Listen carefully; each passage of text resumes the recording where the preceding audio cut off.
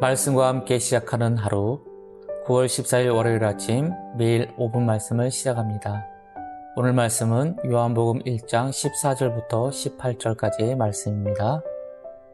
말씀이 육신이 되어 우리 가운데 거하심에 우리가 그의 영광을 보니 아버지의 독생자의 영광이요 은혜와 진리가 충만하더라.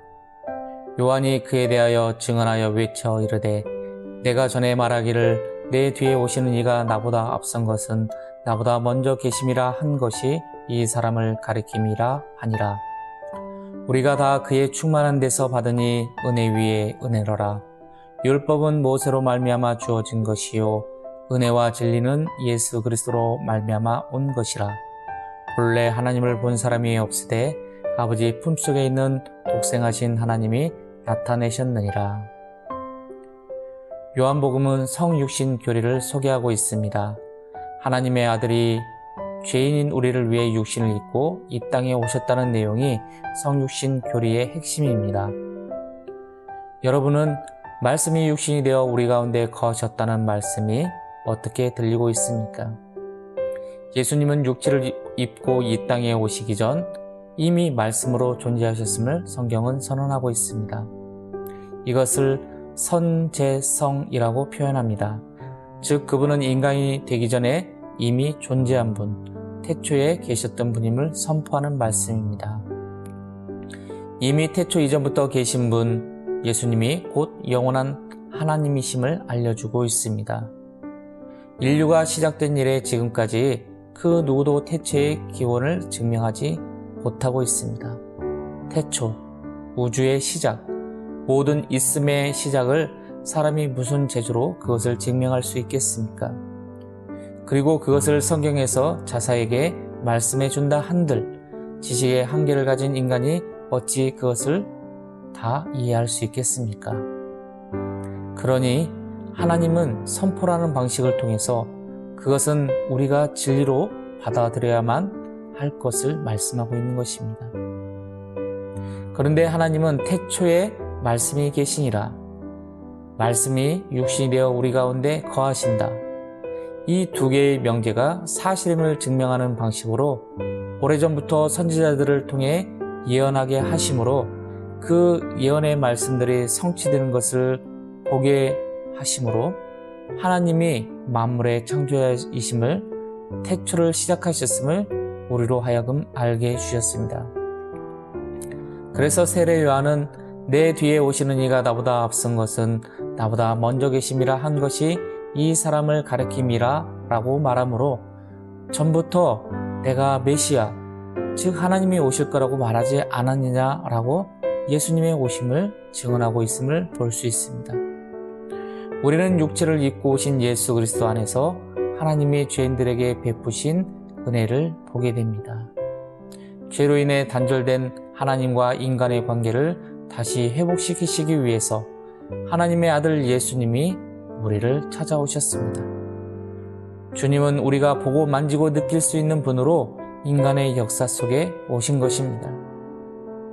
하지만 예수님은 이 땅에 오실 때 세상의 방식으로 오시지 않았습니다. 만일 예수님이 세상의 방식으로 오셨다면 당시 세계 최고 권력을 가진 로마 황제의 아들로 오셨을 것입니다. 그러나 예수님은 평범한 목수의 아들로 오셔서 하나님의 영광을 나타내셨습니다. 구약시대에는 죄인이 거룩하신 하나님을 본다는 것은 곧 죽음을 의미했습니다. 그래서 하나님이 임재하시는 성막 안에 있는 지성소에 들어갈 때에는 대제사장이 1년에 단 한 분만 그 안으로 들어갈 수 있었습니다. 구약시대가 율법을 통해 하나님의 뜻을 부분적으로만 알 수 있는 시대였다라고 한다면 하나님의 아들이신 예수님이 우리에게 오신 신약시대는 하나님이 누구신지 분명하고 명확하게 알 수 있도록 우리에게 직접 오셔서 은혜를 베푸신 은혜의 시대가 열린 것입니다. 사도 요한은 육신이 되어 이 땅에 오신 예수님을 보면서 그분에게서 은혜와 진리가 충만함을 보았다라고 말합니다. 은혜와 진리, 이 둘은 기독교에서는 뺄래야 뺄 수 없는 아주 중요한 키워드입니다. 우리는 은혜 없이는 구원받을 수 없습니다.